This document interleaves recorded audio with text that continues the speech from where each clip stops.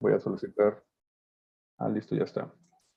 Ya me apoyó aquí el área técnica para la grabación. De nuevo, buena tarde a todas y a todos. Continuando con nuestros eventos de jornada académica. Vamos a comenzar este café universitario que lleva por título Experiencias compartidas, investigación social y aplicada. A nombre de la Universidad de Jalapa y sobre todo la Vicerrectoría de Educación Virtual y Mixta que dirige el doctor César García Soberano, les doy la más cordial bienvenida a este evento. Mi nombre es Daniel Sandria Flores y soy el coordinador académico del doctorado en Ciencias del Software. Me complace moderar este café y sobre todo presentar a los panelistas que son expertos y que hoy nos acompañan, nos van a dar su opinión acerca de unos temas. Contamos con la participación del arquitecto Manuel Darío Castillo Ríos. Buena tarde, arquitecto Manuel. Buenas tardes. También contamos con la participación del doctor Guillermo Arrioja. Buena tarde, doctor Guillermo. Y también se está integrando el doctor Edgar Eduardo Ruiz Cervantes. Nos acompaña también como panelista. Bien, la dinámica de este evento, de este café universitario, consiste sobre todo en tener un diálogo casual y abierto en el que cada uno de nuestros panelistas expertos nos comparten sus opiniones, sus puntos de vista, sobre todo de la investigación social aplicada. Durante este evento iré dándole el uso de la palabra a cada uno de nuestros panelistas para que con su intervención nos ofrezcan su intervención. Cabe mencionar que también estamos al pendiente de las dudas o las preguntas que quisieran hacer los estudiantes, el público que hoy tenemos en este evento. Si las pueden ir anotando en el chat y al final de las intervenciones vamos a ir leyéndolas y nuestros panelistas las irán contestando con mucho gusto. A continuación, me voy a permitir leer una breve reseña de los panelistas, de los expertos que hoy nos acompañan. Comenzaré con la reseña del arquitecto Manuel Darío Castillo Ríos. El arquitecto Manuel es licenciado en arquitectura por la Universidad Veracruzana. Cuenta con especializaciones en política, evaluación y gerencia social, en planificación urbana y regional de la Universidad de Buenos Aires, en Argentina. Hace más de 10 años que se encuentra desarrollando su experiencia profesional tanto en México como en el extranjero, ya sea también trabajando como project manager, como supervisor, como residente de obra. Actualmente labora como especialista de obra para CEDESOL, esa institución estatal en el territorio 5 de Poza Rica. Se encuentra además redactando su tesis profesional para obtener el grado de maestro en políticas públicas en Argentina. Su tema denominado Transiciones de instituciones informales a instituciones formales, el caso del programa de vialidad 1x1 en la ciudad de Jalapa, Veracruz, México, desarrollado entre los años 2005 y 2021, le ha permitido establecer una dinámica en la cual ha utilizado diversas técnicas, tanto de índole cualitativa como cuantitativa, para descifrar el estado del arte en el cual se encuentra este proyecto de la región. El doctor Guillermo Arrioja Carrera es otro de nuestros panelistas, es licenciado en Diseño de Información por la UDLAP, cuenta con una maestría en Ingeniería Administrativa por el Tecnológico Nacional de México y cuenta con un doctorado en Ciencias Administrativas y Gestión para el Desarrollo por la Universidad Veracruzana. Es candidato a maestro en Ciencia Política, Administración y Políticas Públicas por la Universidad de Jalapa. En el ámbito académico, es investigador en Ciencias Económicas, Administrativas y Organizacionales. Su línea de investigación es la gestión del conocimiento, tecnología e innovación. Coordina 2 programas de posgrado y ha tenido el gusto de colaborar como profesor invitado y a tiempo parcial en diferentes universidades. En el ámbito de intervención, es escritor, consultor, sobre todo en áreas de diseño web, marketing e innovación. Está muy comprometido con las narrativas transmedia, la innovación social y las metodologías de intervención en proyectos empresariales y con enfoque de integración local. Buenas tardes.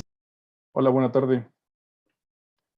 Los procesos de investigación mixta orientados a la gestión del conocimiento, el desarrollo tecnológico, la innovación y el desarrollo organizacional le han permitido al doctor Guillermo explorar diferentes áreas empresariales y de la consultoría. Por último, el doctor Edgar Eduardo es licenciado en Sociología en la Universidad Veracruzana, obtuvo los grados de Maestro en Desarrollo Rural en la Universidad Autónoma Metropolitana Xochimilco y es doctor en Sociología en la Benemérita Universidad Autónoma de Puebla. Es fundador y colaborador del Centro de Ecoalfabetización y Diálogo de Saberes de la Universidad Veracruzana. También es integrante del Consejo Técnico en ese centro. Pertenece al núcleo académico de la Maestría en Estudios Transdisciplinarios para la Sostenibilidad, así como del Doctorado de Estudios Transdisciplinarios. Es integrante de las líneas de generación y aplicación del conocimiento de ecología organizacional. Es también coordinador de la Red Universitaria para la Sustentabilidad, integrante y subcoordinador de la Subcoordinación de Ecoalfabetización y Comunidad de la Coordinación Universitaria para la Sustentabilidad. Sus principales temas de investigación, así como de vinculación y de formación, son la facilitación de círculos de diálogo, talleres de formación de facilitadores, talleres de programas para el desarrollo de la función directiva de la Universidad Veracruzana y del proceso de sustentabilidad humana. Actualmente es director de educación del Ayuntamiento de Jalapa. Buenas tardes, doctor Eduardo. Buenas tardes, estimado doctor, muchas gracias. Y comunidad académica, comunidad de doctorantes, estudiantes, muchas gracias, buenas tardes, un gusto saludarles. Buenas tardes. A continuación, me gustaría comenzar con usted, doctor Edgar. Nos gustaría platicar en qué consiste la investigación social aplicada y sobre todo algunos de los proyectos de intervención en los que usted ha participado o ha dirigido.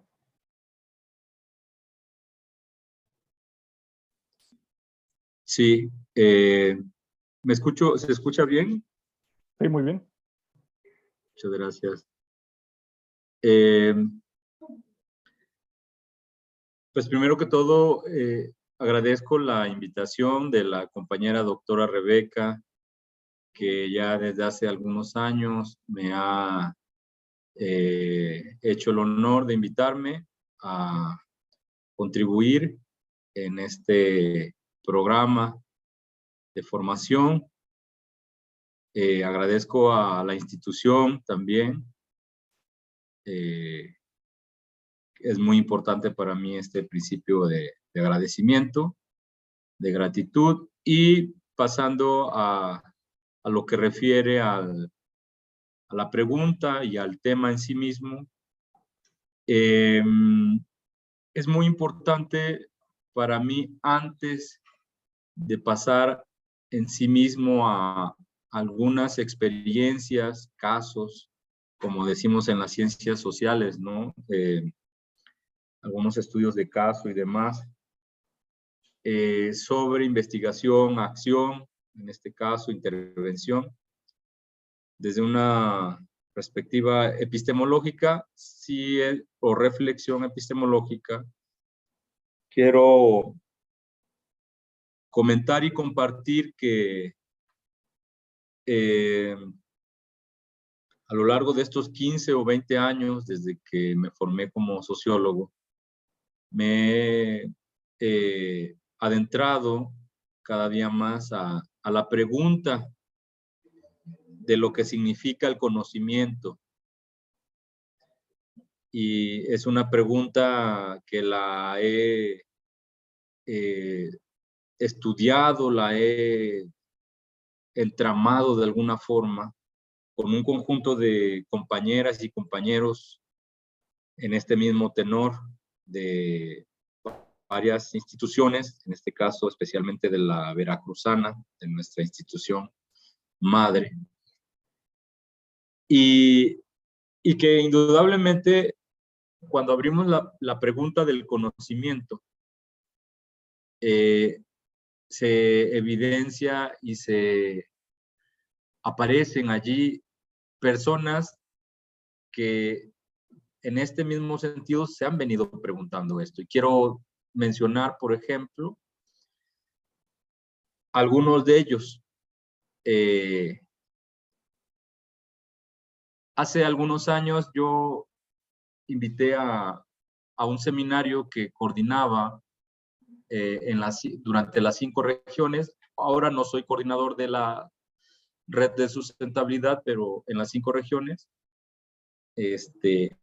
pero yo coordinaba esa red en los campus.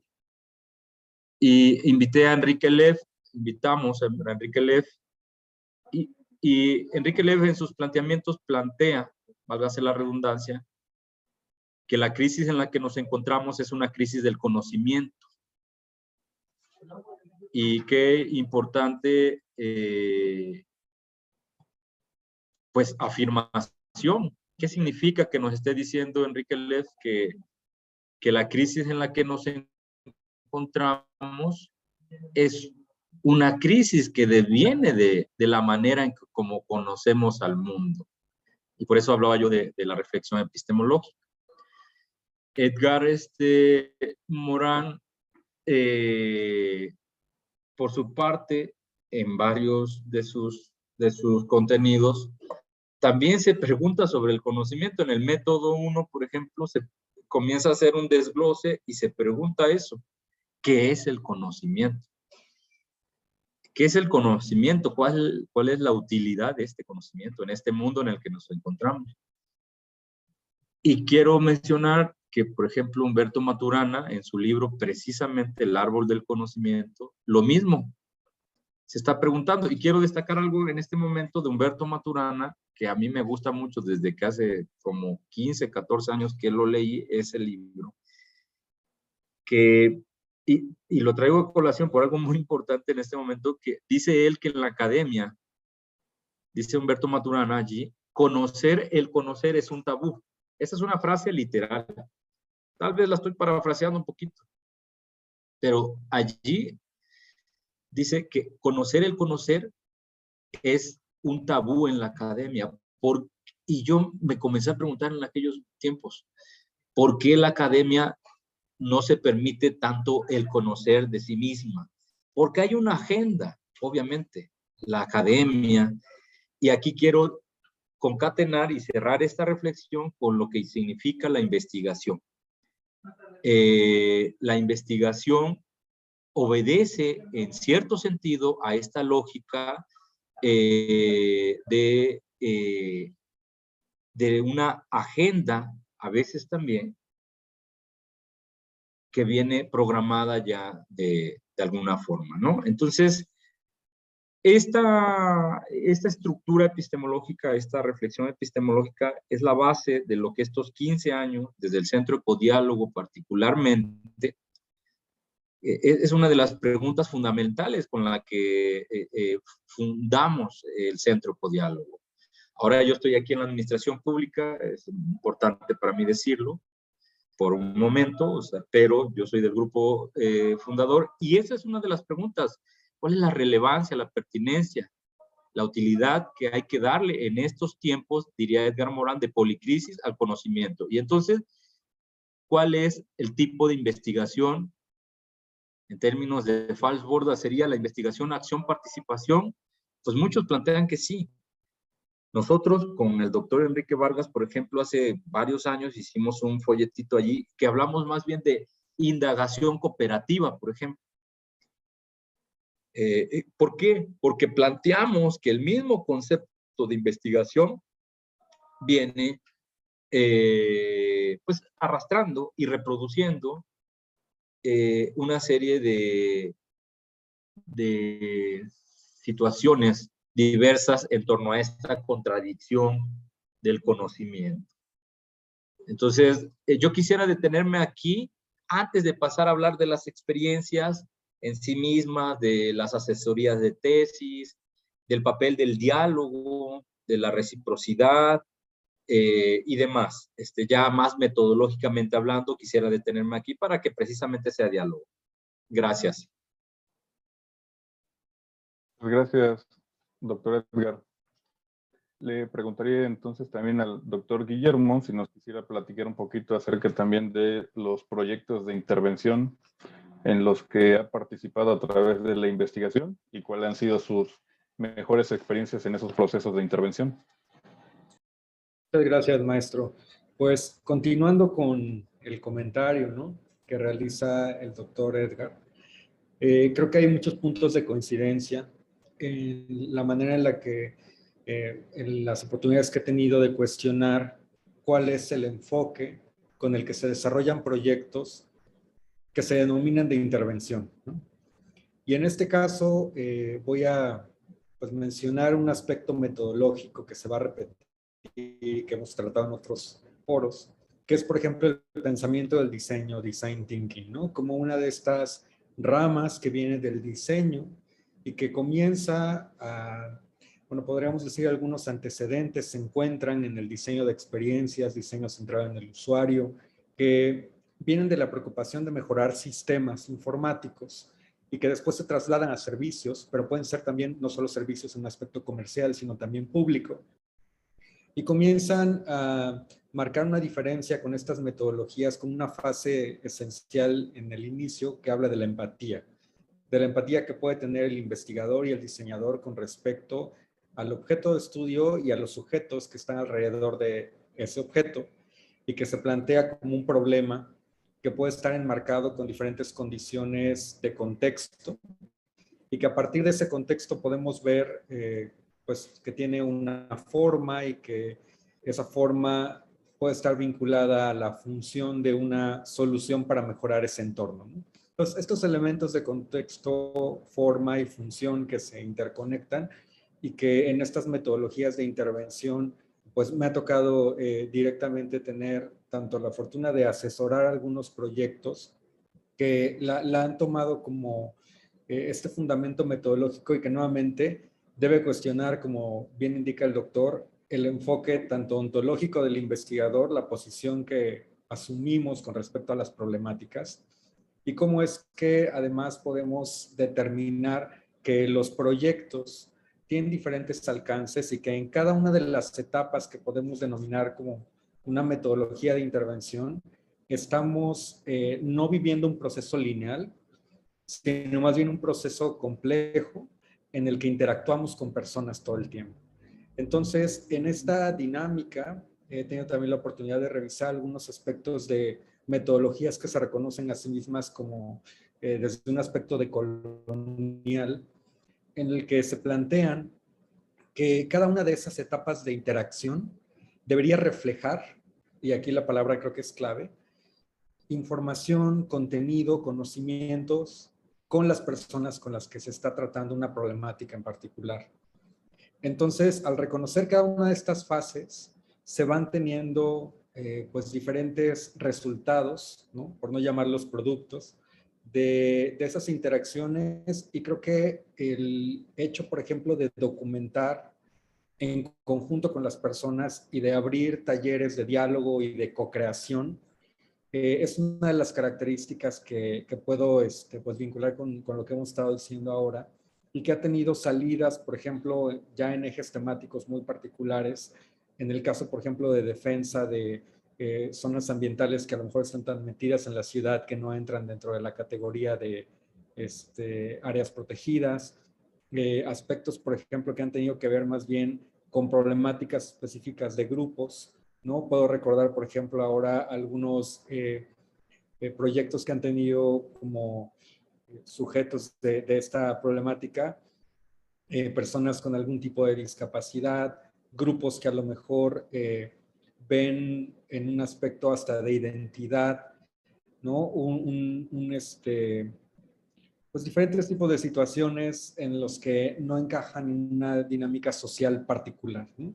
Entonces, el reconocer en estas fases, nuevamente ya para cerrar mi comentario de empatía, que se necesita articular una investigación desde el contexto, creo que es un eje común en todas estas investigaciones y que muchos de los autores que mencionaba el doctor Edgar, pues han sido parte de esas revisiones teóricas y quiero agregar que, por ejemplo, a través también de la Universidad Iberoamericana, que son nuestros invitados en esta jornada, el año pasado, por ejemplo, un diálogo también con el investigador Arturo Escobar sobre precisamente cómo es que la intención, por ejemplo, de estas metodologías de diseño ayudan a visualizar algunos datos sobre esos contextos, ¿no? Poniendo como ejemplo muy particular el caso de los mapeos.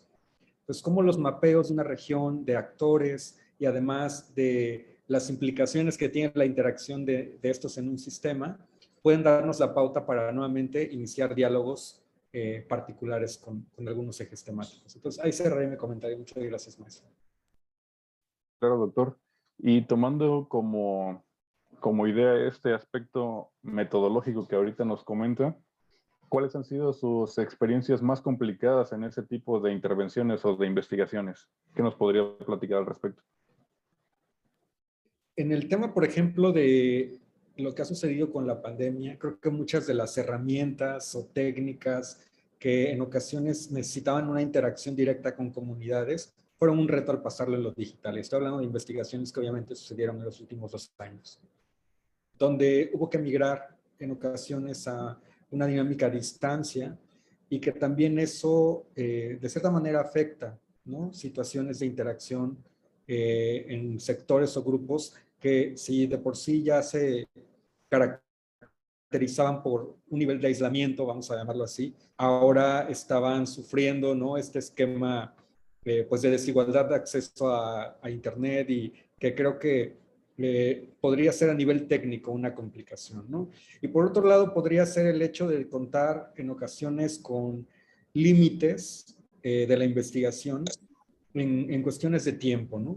Y con esto me refiero a que, por ejemplo, puedo recordar algunas intervenciones en las que había sido necesario regresar a campo en múltiples ocasiones.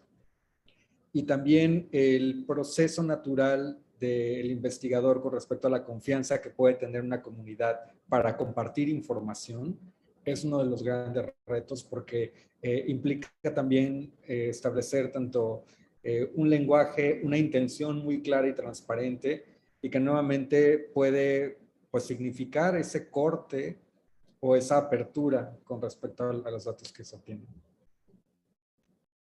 Gracias, doctor. Arquitecto Manuel, gustaría platicarnos actualmente cuáles son los temas de investigación o de intervención que maneja, y si sobre todo la línea central del tema que eligió inicialmente para desarrollar o investigar se ha mantenido a lo largo de su proceso de investigación. Muy buenas tardes, ¿sí me escuchan, verdad? Perfecto. La verdad es que cuando leí el tema y me lo presentó el doctor César, a quien agradezco la invitación para estar aquí presente, recordé un poco mi experiencia con respecto al tema de investigación que estoy realizando. Me gustaría hacer uso de una presentación que hice al respecto para poderles hablar un poco en relación a ello y relacionarlo con lo que es el tema que estamos tratando.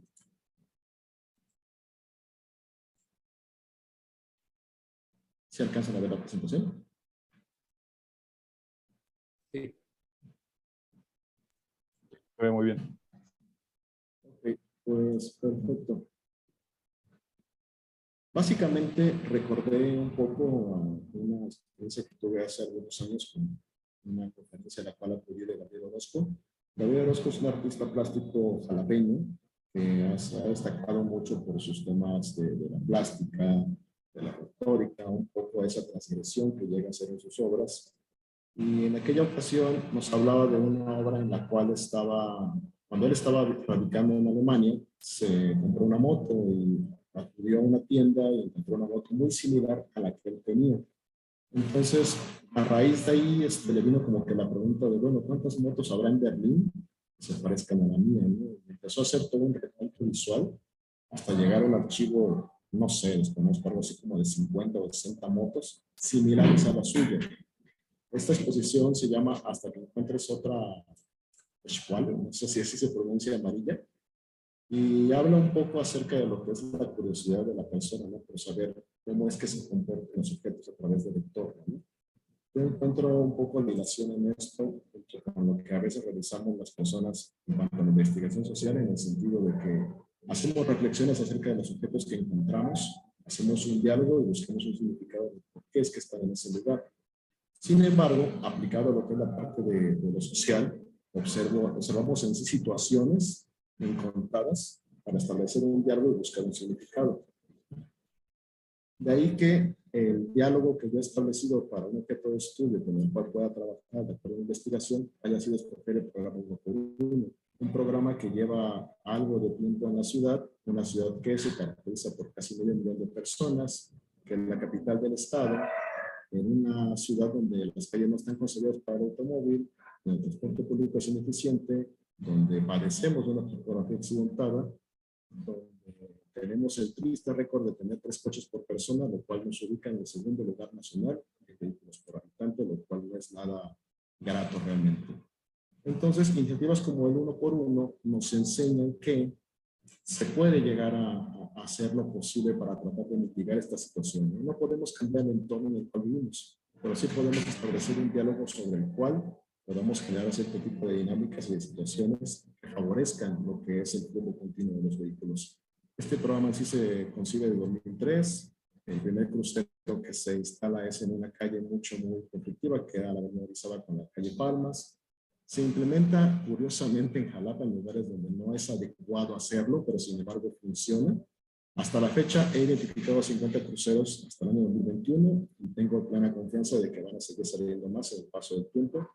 Y ha tenido una trascendencia temporal que ha roto incluso las barreras gubernamentales en las cuales ha pasado la ciudad. La ciudad de Jalapa se ha distinguido porque ha tenido un montón de administraciones, no solamente un solo partido, sino de varios, y sin embargo el plan de uno sigue vigente. Entonces, de ahí que este tipo de situaciones me ha hecho hacer un diálogo en el cual, en principio, mi investigación era a través de cómo era posible que los cruceros cooperásemos en el programa 1x1 para que funcionara. Ya que hay otras ciudades en el estado de Veracruz en las cuales se ha tratado de implementar este programa que se distingue porque una persona le da el paso en su coche al otro y así sucesivamente sin interacción de un agente de tránsito o un semáforo. Es algo que solamente en Jalapa ha funcionado de la manera tal que con el paso del tiempo ha podido prosperar. Pero al momento de hacer la indagación me di cuenta de que no encontraba como que cierto tipo de documentación que hablase al respecto. Entonces ahí fue cuando sale la siguiente pregunta, ¿no? ¿Cuáles son las condiciones en las cuales el programa ha funcionado, dada su interacción o su particularidad? Y ello a su vez me ha dado a la tercera pregunta, ¿no? Que es algo así como que ¿por qué es que instituciones como el programa 1x1, que aparentan no tener todo el grueso de la legitimación, deben de transitar de esta informalidad hacia una situación de formalidad? Hasta el momento lo que he llegado a encontrar es que el programa, si bien es cierto que lo hemos llegado a aceptar, a adaptar y a utilizar, no carga con un marco jurídico, con una normativa, con una serie de precedentes que le den el carácter de formal. Entonces, digamos que ese es como que ya el concepto sobre el cual ahorita está girando mi investigación. Puede que esta misma evolucione de alguna otra manera, pero considero que es parte de ese diálogo que les comentaba, que artistas plásticos como Gabriel Orozco llegan a tener en sus obras, ¿no? Finalmente nosotros somos como que unos descifradores del entorno, del contexto, y sobre eso es que vamos trabajando. Perfecto, Manuel. Y tomando ahorita esto que nos platica en esta línea de investigación y este proceso que nos ha mostrado, sobre todo identificando esta problemática, ¿con qué imprevistos o situaciones se ha topado o se ha encontrado durante el desarrollo de esta investigación o de esta intervención? Sí, claro. Me he encontrado con 4 ejes principales, de los cuales hablaré un poquito más al respecto en estos momentos. En principio, esa falta de información que les comento, que dé sustento acerca del carácter institucional del programa. Es decir, no se encuentran como que referencias en planes de desarrollo urbano, en planes de vialidad, no hay como que una cierta claridad respecto a cómo es que se genera o desarrolla en lo que es el reglamento de tránsito del Estado. También, por otra parte, me he encontrado con la negación. Quiero creer que fue porque esta investigación la realicé justamente al final de lo que fue el desarrollo de un gobierno municipal y que pues sus acciones o actividades estaban más vinculadas a lo que era la parte de la entrega propiamente dicha de cada una de las dependencias, más allá que la atención a otro tipo de situaciones. No considero que es un tema de no querer cooperar, sino más bien que no se dieron los tiempos suficientes como para poder establecer el diálogo necesario para poder obtener los datos. También me he encontrado con esta situación en la cual, al no haber una reglamentación, tampoco puede haber una mejora. Es decir, como ciudadanos desconocemos si finalmente este programa nos ayuda tanto como pensamos. No todos creemos que al implementarse el 1x1 se reducen los accidentes, llegamos más rápido a nuestros lugares de trabajo, con nuestras familias, nuestras casas, pero no hay un estudio fehaciente que dé datos concretos al respecto. Y también otra situación, pues son situaciones de carácter personal, como lo es la apatía, la procrastinación procrastinación. Al respecto, para poder solventar cada uno de esos retos, me he dado la tarea de aplicar ese tipo de herramientas. Cuando la información no me llega a ser precisa, he recurrido a una relatoría a través de entrevistas para realizar lo que es una cronología sobre el caso. Esta relatoría finalmente me brinda las suficientes pistas para saber en qué puertas llegar a tocar.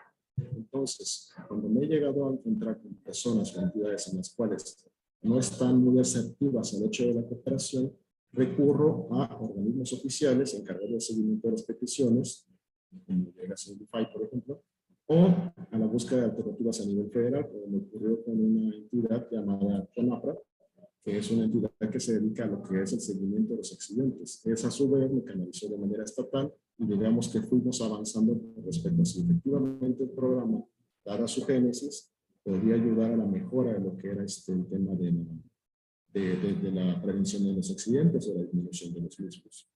También he tenido que llegar a recurrir a relevamientos con base de datos oficiales en base de datos como la INEGI o incluso estudios de campo. Hace un mes aproximadamente realizamos un estudio de campo en el cual personal de la UDI nos apoyó a hacerlo y observamos cómo era el movimiento en una avenida principal de Jalapa, cómo es que se comportaba ya con este programa de 1x1 y al parecer los datos han sido bastante favorables al respecto.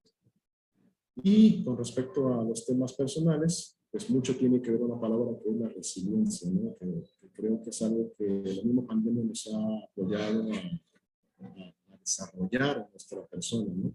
Igual, de la misma manera, no todo debe ser tan superfluo o tan sin planeación, al contrario, tiene que haber una planeación inicial y esa planeación se da a partir de la programación con base en resultados. Eso al menos a mí me ha ayudado a poder generar entregables de a poco para poder ir saliendo de lo que es mi documento. Y por sobre todas las cosas, considero que siempre es necesario tener un entorno familiar de apoyo que te pueda ayudar a solventar esas partes o esos minutos o esos segundos en los cuales llegas a hablar de lo que estás haciendo para poder llevarlo a cabo. Muy bien, muchas gracias. Doctor Eduardo, tomando esta intervención acerca de los retos, ¿usted cuáles creería que son los retos actuales que tienen los proyectos de intervención o de investigación social aplicada? Gracias, muchas gracias. Bueno, primero, antes de pasar en sí, mi admiración para los aportes de los compañeros. En verdad, no es solo un acto protocolario lo que estoy diciendo, sino que un reconocimiento en el caso del compañero Manuel Darío, del doctor. Ahora que veo tu trabajo, de hecho aquí estoy en la oficina, de hecho, y a compañeras y a compañeros les comencé a decir, miren, qué trabajo tan interesante. Ahora que estoy de este lado, de la academia siempre he estado con ustedes y ahora en este momento que estoy, digo, miren qué interesante, y ojalá nos podamos poner en contacto. El compañero Manuel y con el compañero Guillermo igual, de repente lo escuché hablar, digo, oye, pues este compañero ha de ser como mi primo hermano, epistemológicamente hablando, ¿no? Entonces, gracias.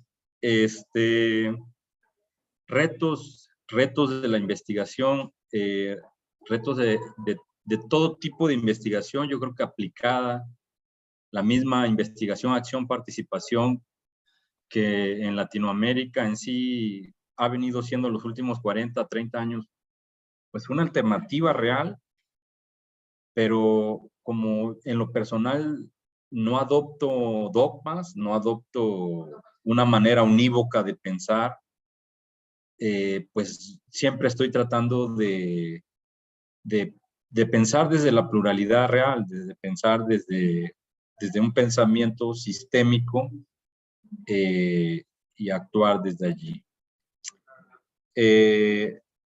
Entonces,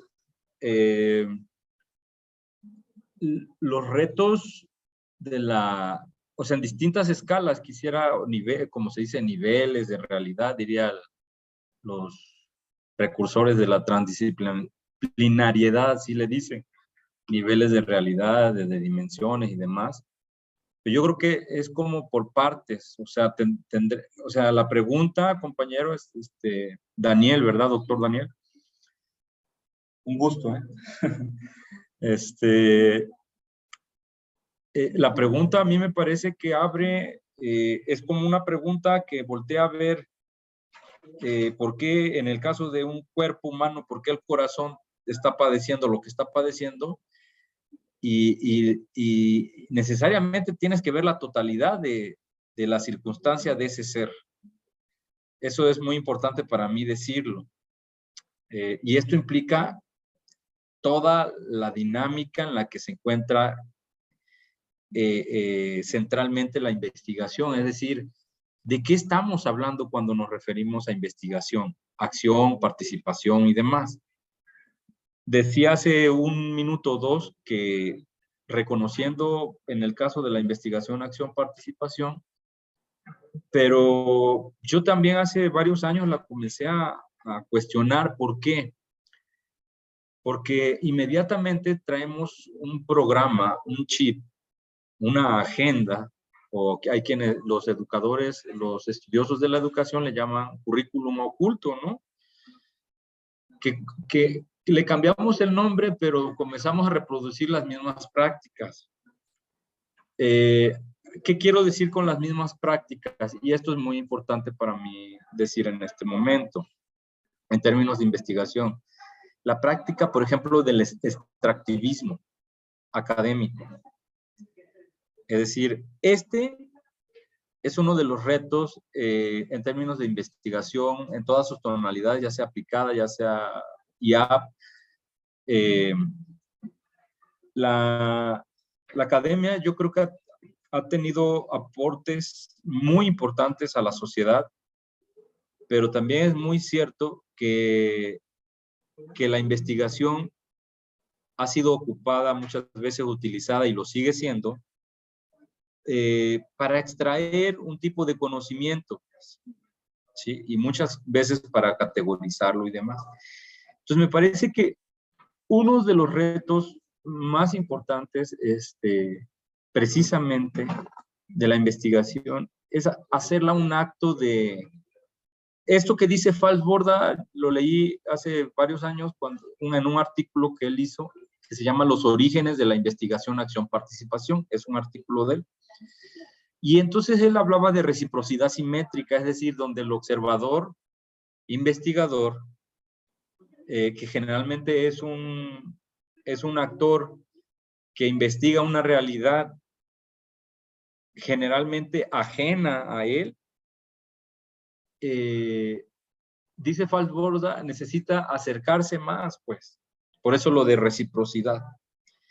Y yo creo que ese es uno de los retos constitutivos, a mi gusto, vertebrales de la investigación, ya sea desde el derecho, ya sea desde la sociología, la antropología, la misma biología, pues.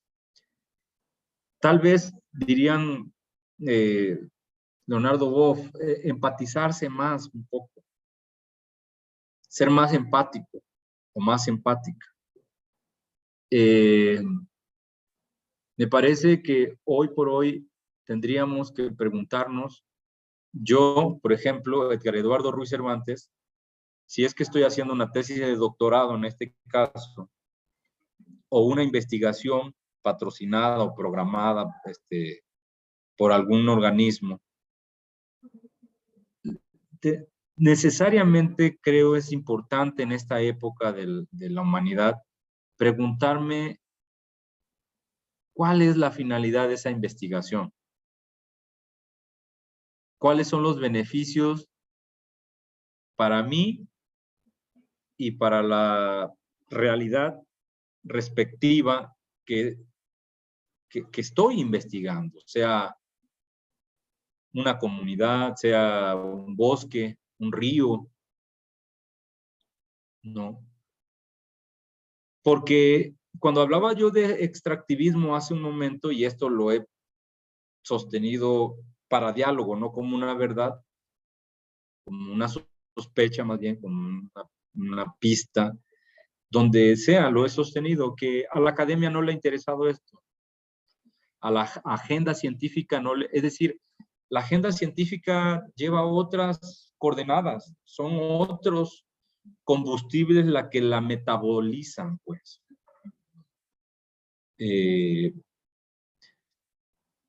Entonces, yo creo que uno de los retos fundamentales es volver más humanista a la investigación. Si es que puede llegar a ser humanista la investigación, que yo creo que sí, debe, aunque no me gusta, no la uso la palabra debe. Sería correspondiente, sería ideal que inyecte hacia sí misma, hacia ese corpus investigativo, científico, de humanismo, de una práctica que pareciera, como dice Maturana, es un tabú, cuando no. Yo creo que hoy por hoy el conocimiento necesita construirse de manera integral, donde esta separación weberiana, cartesiana, cogito ergo sum, pienso luego existo, yo, Edgar Eduardo, voy a una comunidad y no me tengo que involucrar emocionalmente, todas estas cosas que creo que fueron útiles en algún momento, pero que la física cuántica, el pensamiento sistémico, la teoría de los sistemas, Bertalanffy, todos los que están allí, Hugo Semmelmann, todas, decenas de personas, pues desde hace décadas están sosteniendo pues esta transformación de la ciencia, de la agencia científica. Y creo que todo este paraguas epistemológico necesita venir a decantarse para terminar hacia mi práctica de hacerla más humanista, buscar un impacto de esta naturaleza, y yo creo que en esto reside, compañero Daniel, uno de los retos fundamentales. Gracias. Muchas gracias, doctor Eduardo.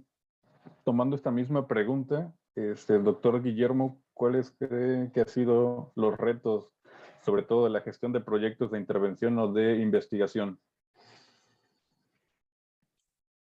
Sí, gracias, Daniel. Fíjate que creo que ir definiendo los conceptos con los que llegas a campo y comienzas a intentar interpretar algunos aspectos, ¿no?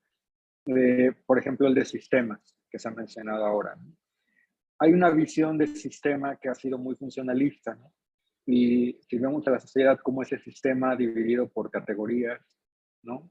Un sistema pues, económico donde hay ciertos tipos de organizaciones, ¿no? Un sistema social, y si lo vamos utilizando como precisamente estas categorías que más bien van dividiendo y están observando un aspecto muy específico, generalmente vamos a encontrarnos con ciertas omisiones.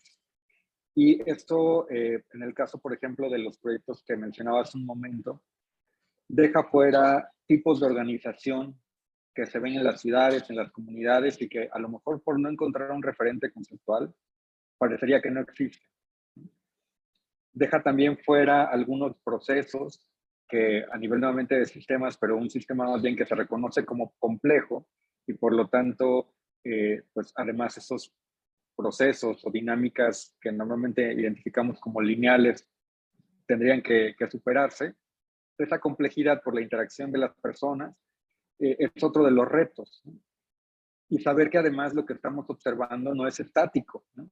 Que es otro de los conceptos que a lo mejor podríamos referir a la teoría de sistemas, ¿no? O sea, que ese equilibrio, que ese momento de la realidad, si lo vemos más o menos estable, a lo mejor es porque no estamos percibiendo un cambio, pero en realidad todo el tiempo se está moviendo, ¿no?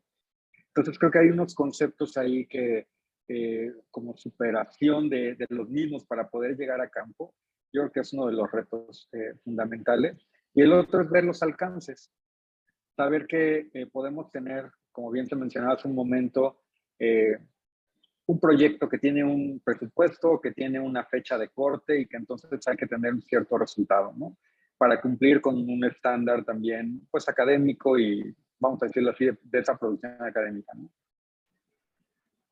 Y saber hasta dónde puede llegar el proyecto, ¿no? Porque en el caso, por ejemplo, del diseño, ¿no? Vemos algunos proyectos, voy a poner el ejemplo del material didáctico, en el que normalmente, pues, si hay un contenido o una pieza de un libro de texto, por ejemplo, básico, ya dirigido a un tipo de lector, pensemos en los niños de primaria, ¿no? Que es un ejercicio que normalmente en esta disciplina se observa mucho, y se intenta mejorar como pieza de diseño. Hay diferentes niveles en los que nos podemos involucrar, ¿no? Puede haber un nivel básico en el que la información se mejora para que se entienda más, pero no nos metemos con el contenido. Puede haber otro momento, ya un nivel superior, donde se toma también la decisión de comenzar a intervenir. Y entonces ahí la información ya no se presenta nuevamente bajo este esquema funcional, sino que queremos tal vez generar un proceso nuevo en el lector, ¿no? Y existirían también otros niveles, que aquí me gusta siempre referir a este marco que había de la sociología radical de Burrell y Morgan, que es clásico, donde ya los proyectos pueden más bien ir apuntando hacia la emancipación del lector, hacia la apertura de ciertos debates donde nuevamente esta información tuvo una función, pero ya no solamente se queda como en esta intención primaria de comunicar algo y darlo por una verdad sentada, ¿no?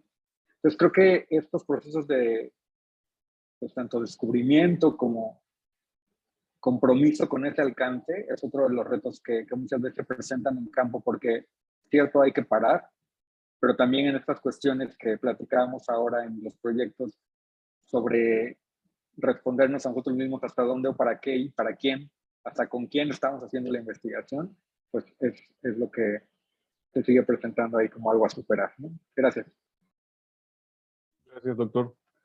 Regresando, arquitecto Manuel, hacia lo que nos platicaba hace un momento sobre este tema de investigación social aplicada que nos platicó que tiene que ver con el 1x1 y la vialidad. ¿Cuál cree que sea el aporte más importante que podría proveer esta investigación cuando finalice? Sí, gracias. Hay una frase muy argentina que hace alusión a un hecho muy triste. Hace algunos años un accidente en el cual muchas personas se lesionaron luego de que una grada se cayó. Al momento de hacer la investigación se dieron cuenta de que las personas que colocaron la grada, en lugar de haber usado tuercas y tornillos para poder hacer los remaches adecuados, habían atado todo con alambre. Entonces, es una frase muy específica cuando dices, es que esto está atado con alambre, esta cuestión está atada con alambre, ¿no? Que es como cuando observamos que algo tiene un trasfondo que no es lo suficientemente sólido para que pueda evolucionar y consolidarse con el paso del tiempo.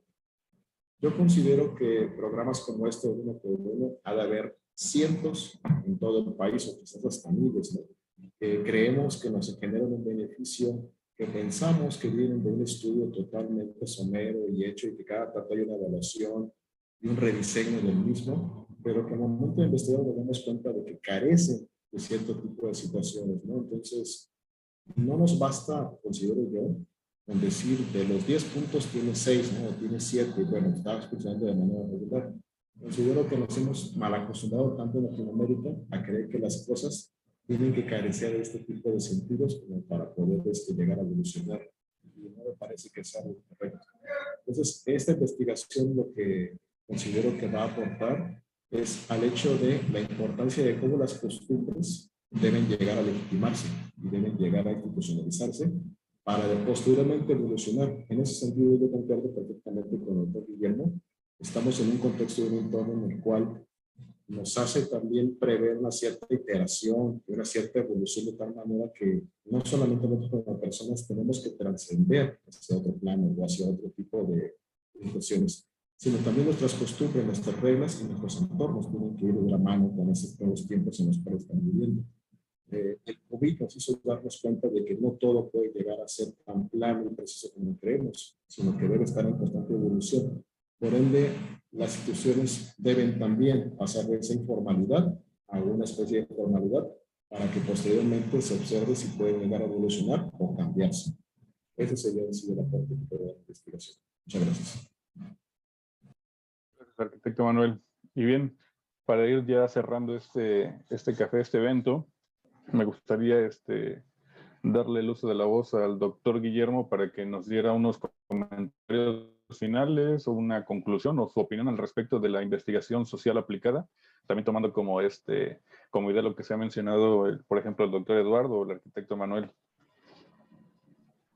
Claro que sí. Bueno, pues antes que nada agradecer el espacio y también a los ponentes con quienes he compartido pues este diálogo, porque quisiera comentar, ¿no?, que en esta intención o en el reconocer la necesidad también de llevar estos proyectos a un plano de política pública, es que encuentro, por ejemplo, esta coincidencia y pues en lo personal la necesidad de pues, estudiar una maestría en este tema, ¿no? Porque dentro de los proyectos de intervención que me ha tocado observar, y nuevamente repito, desde el área de diseño, desde el área también, pues tal vez más comercial, ¿no?, existe este tope de aplicación.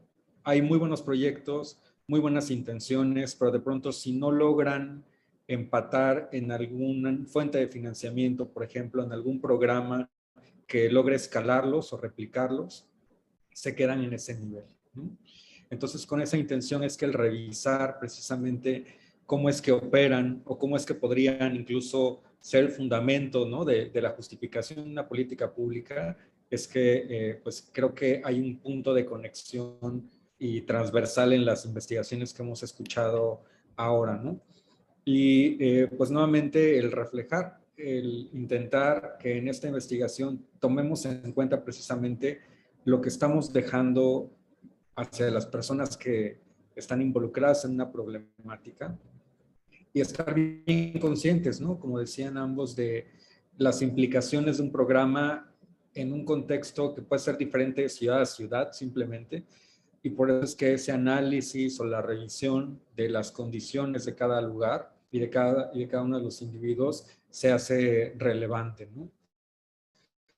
Y bueno, por otro lado, pues creo que lo complementario, perdón, que podría ser un enfoque de investigación que desde luego se nutre de lo cuantitativo, se nutre de estos aspectos que nos ayudan precisamente, siempre menciono en las pláticas esfuerzos como el de la Secretaría de Economía, ahora con esta página de Data México, que involucra diferentes bases de datos del INEGI y otras fuentes para hacer un mapeo y reflejar también algunos aspectos de diferentes municipios de México. Creo que es una herramienta bien interesante de consultar y que eso se pueda vincular con lo que nosotros tengamos como un estudio de caso en campo ya en nuestro proyecto específico, ¿no?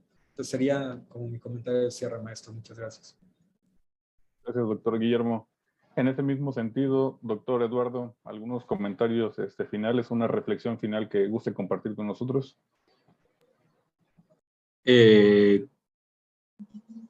Antes que la reflexión, de decir que me hubiera encantado escuchar la voz, digo, siendo respetuoso con el formato, ¿no? Pero precisamente porque creo en el diálogo, me hubiera gustado escuchar la voz de la totalidad o de quien quisiera, ¿no? Para retroalimentarnos, precisamente para innovar y transformar la práctica académica.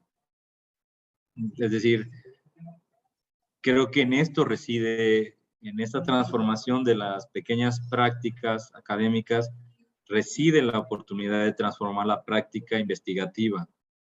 También docente, pero la práctica investigativa social necesita, creo yo, transformarse. Entonces, ojalá tengamos un segundo momento para escucharles. Yo me quedo, honestamente, sí es importante para mí decir, me quedo con el deseo y las ganas de saber quiénes, y más en esta modalidad, de saber quiénes están allí, ¿no? Conocí a un amigo, colega de la UB, solo eso, ¿no? Exacto, justo decía ahí el compañero Héctor. De ahí, pues sí,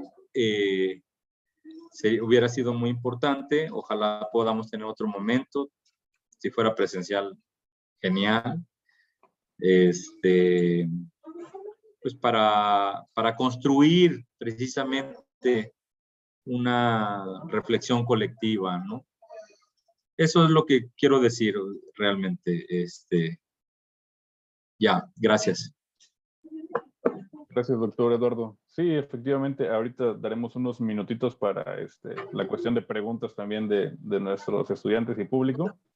La estábamos dejando hacia el momento final. Ahorita ya vimos que Héctor quiere hacer una pregunta.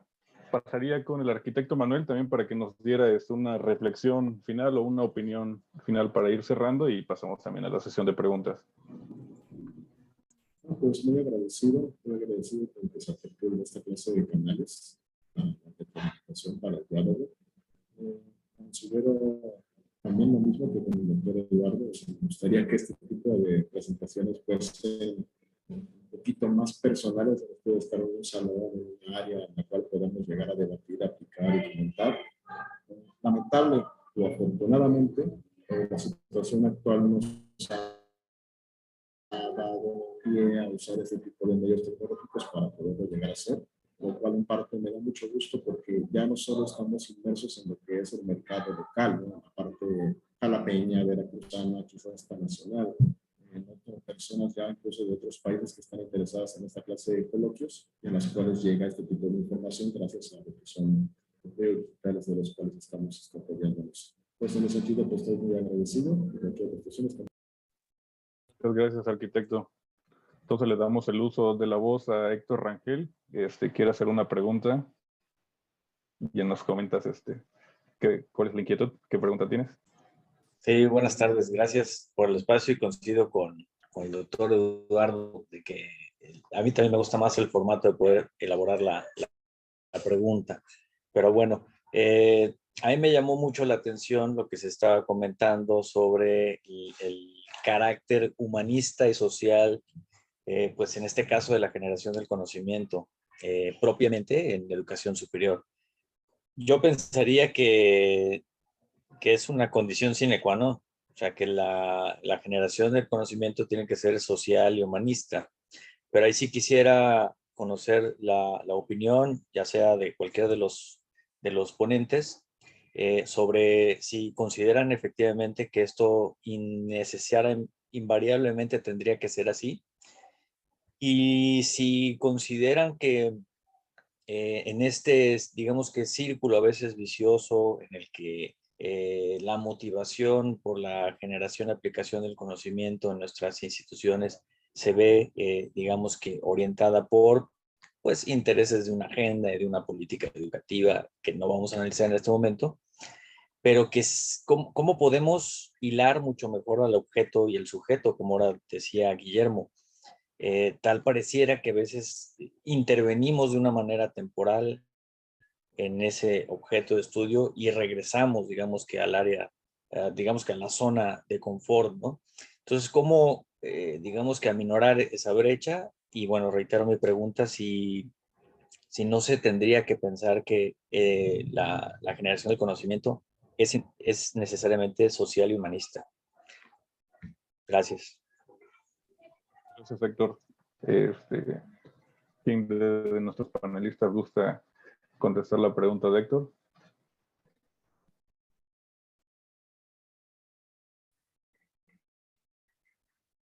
Si gustan, hago una primera intervención. Creo que es un buen cuestionamiento, sobre todo porque cuando encontramos nuevamente, ¿no?, en la literatura, por ejemplo, estos conceptos de gestión del conocimiento, ¿no?, que ya tienen ahí pues esta intención nuevamente de ponerlo a producir, vamos a decirlo así.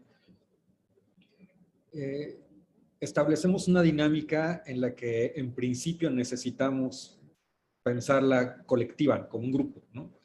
Y hay por ahí algunos referentes bien importantes de la escuela japonesa, ¿no?, que habla de cómo estos espacios necesitan construirse para que exista el diálogo, ¿no? Espacios físicos, pero también espacios más bien como de intercambio, ¿no?, de confianza. Y creo que un primer punto que tal vez quisiera aludir es esa intención de un proyecto compartido que en ocasiones en espacios como la universidad, por la misma estructura, sí se presenta como de entrada, ¿no?, con ese alcance. Eso puede ser beneficioso o no, pero al final sí establece, digamos, como este prerequisito de compartir, digamos, como con una intención unificada, comentarios y construir hacia una orientación particular, ¿no? Entonces creo que tiene las dos caras de la moneda ese aspecto, porque lo que se ha cuestionado mucho de este modelo japonés es que al tener una fuerte carga filosófica en las organizaciones de este país, el hecho de querer compartir y colaborar en una empresa en contextos como el latinoamericano, en contextos como en economías tal vez abiertas como en Estados Unidos, no se tiene esa raíz que tal vez podría propiciar ese espacio de intercambio bajo ciertas reglas, y entonces los resultados mismos o los hasta lineamientos o restricciones de lo que sería el compartir y el producir conocimiento, pues ya tienen una diferencia bien importante, ¿no? Entonces, ese sería como un primer comentario. Me gustaría también cederle el micrófono a los compañeros. Gracias, doctor Guillermo. Doctor Eduardo. Sí, sí, realmente es fascinante. Ahora mismo que les comparto, llevo unos meses en la administración pública, bueno, y en otros momentos he estado, y es muy grato estar en un acto académico, porque toda mi vida he estado en ello y he comido de ello, o sea, es mi ethos, y me siento muy cómodo. Gracias por la invitación. Y entonces, en este contexto, me parece maravillosa y central la pregunta que hace el compañero Héctor. Sí, yo creo que yo también creo eso completamente, que tendría que ser inherente a la vocación y a la generación de conocer, o sea, es decir, conocer el mundo, relacionarme con el mundo, tendría que ser un acto de humanismo, un acto de amor, incluso un acto de fe, de esperanza, de conciliación, pero no lo es. Esa es la realidad, que no lo es.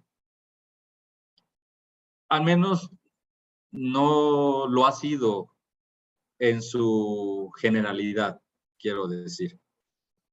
O sea, necesitamos partir de esa autocrítica, que no ha sido así. Y esto tiene su razón de ser sociohistórica. Dice Pablo González Casanova, hay un capitalismo académico que modula y construye esta manera de conocer. Y en tanto capitalismo académico, la generación del conocimiento, pues trae consigo esa lógica de producción en serie, es decir, si vemos a las instituciones de educación superior, cada día se interesan menos por la vida y el ser de quienes habitan en ellas. Como estudiantes y trabajadores, esto es algo que he dicho sin ningún titubeo en la Universidad Veracruzana durante 10 o 12 años. En cualquier tipo de grupo y en cualquier campus. Es decir, se están deshumanizando. En sociología, he dicho mucho esto en humanidades, las humanidades se están deshumanizando. Hace 1 o 2 años yo he generado varios seminarios de más y quería generar un seminario de humanizar a las humanidades. Entonces, regreso. Sí, yo también creo que tendría que ser inherente. Conocer el mundo tendría que ser sinónimo de respetarlo, de empatizarse con el mundo. Pero no es así. En lo general no es así. Porque hay eso fueron construidos en la ciencia moderna para otras cosas. Basta revisar el libro de Morris Berman, que la ciencia moderna vivió entre el siglo XVI y XVII. Y pone de ejemplo, de hecho, la transformación que vivió Isaac Newton. Hace una historia de Isaac Newton, de cómo su ser alquimista pasó a ser, hace todo un Morris Berman, ¿no? Entonces, ese es el nacimiento de la ciencia, es decir, para pensar actualmente, tenemos que recurrir a la historia, a nuestras raíces y pilares. Entonces, yo creo que la ciencia y el quehacer científico se ha deshumanizado en su generalidad. No es totalitario el tema. Entonces, ahí nomás voy a dejar por aquí mi número de cel por si en algún momento alguien gusta seguir la charla. Con mucho gusto, porque está buena, la verdad. Gracias. Gracias, doctor Eduardo. No sé si hay alguna otra pregunta que algún estudiante o algún participante que tenemos por aquí gusta hacer. Bien, pues reitero de nuevo mi agradecimiento a los asistentes a este evento, sobre todo mi agradecimiento a los panelistas que hoy nos acompañaron, al arquitecto Manuel, doctor Guillermo, doctor Eduardo. Muchas gracias por compartir su experiencia. También agradezco mucho a la Vicerrectoría de Educación Virtual y Mixta de la Universidad de Jalapa por brindarnos este espacio para realizar este café universitario. Y invito a todos y a todas a continuar el día de mañana y también el sábado con la programación que tenemos de esta jornada académica. Muchas gracias y que tengan excelente tarde. Hasta luego. Muchas gracias.